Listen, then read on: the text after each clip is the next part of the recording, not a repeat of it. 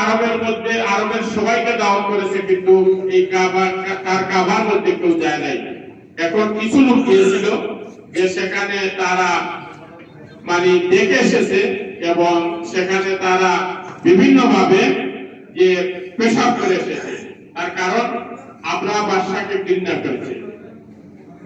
এই খানায় কাবাকে ধ্বংস করার জন্য খানায় কাবার মধ্যে এসেছিল এবং খানায় কাবার মধ্যে আসার পরে সর্বপ্রথম দাদা